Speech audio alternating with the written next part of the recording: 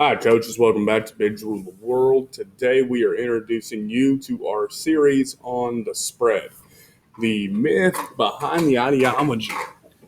Whether the spread to you is seen as a mythical thing, is it seen as an ideology, or is it seen as a formation? For me, when I think about the spread, I think about 2x2 or 3x1, a formation. Because to think about it as an offense to me is to think about so many different things. That's why I get into the whole idea about the spread. Is it an ideology? Is it mythology? Like, what really is it? What does it come down to?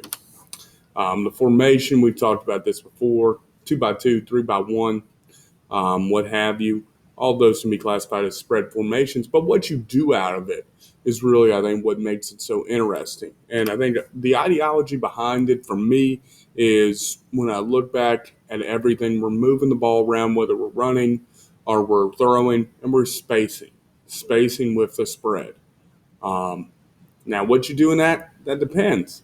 And a lot of it depends on what you think of when you think of a spread. Do you think of the players? Do you think of a Vince Young mobile type quarterback?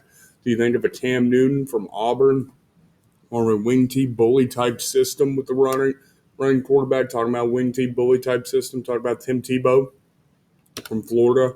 Do you think of a scat back like Lamichael James from Oregon? Do you think of big time receivers? Talk about a utility knife type guy with Percy Harvin in Florida. Do you think about those types of guys? Do you think about Michael Crabtree and your air raid type of receivers?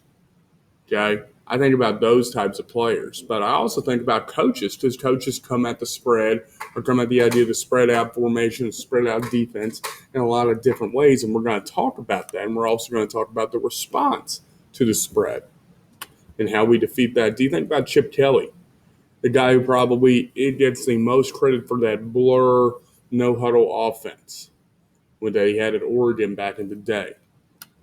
You think about Rich Rodriguez in West Virginia. Does he really get the credit he deserves for where the spread came? And we're going to talk about all these guys a little bit in depth because I think they all sort of deserve something. You think about Urban Meyer, what he did adjusting from Florida to Ohio State, how Urban Meyer at the beginning in Florida or Bowling Green or Utah looks different than Urban Meyer at Ohio State. And ideologically speaking, there we go, big word for a coach. Is it going to look different than him in Jacksonville in the NFL? How about Mike Leach in Texas Tech? What about our guys that want to spread it out and throw that rock? What about the air raid? What about June Jones in Hawaii with the run and shoot? What about Gus Malzahn, the guy who comes up with the idea of tempo, writes the book on tempo? We're going to talk about that too. We're going to talk about tempo. We're going to talk about how all these guys come to create the mythological idea of a spread. So where do we get started with all of this? Where do we get started with this and what the idea of the spread comes out? Well, we're going to talk about actually a formation that isn't the spread, but a formation and offense next time that delved into what it meant to get the ball in different people's hands and to really sort of spread and keep the defense sort of out there. And we're going to talk about the Houston Veer and what spreading the field truly meant and getting the ball to different ball carriers. We're going to talk about how that evolves and how different people attack it ideologically. So it's going to be a lot of episodes that, X's and O's wise, we're going to get into that stuff, obviously, with each person, with each coach, with each offense we go through.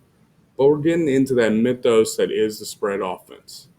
Until next time, coaches, this is Big Rule the World.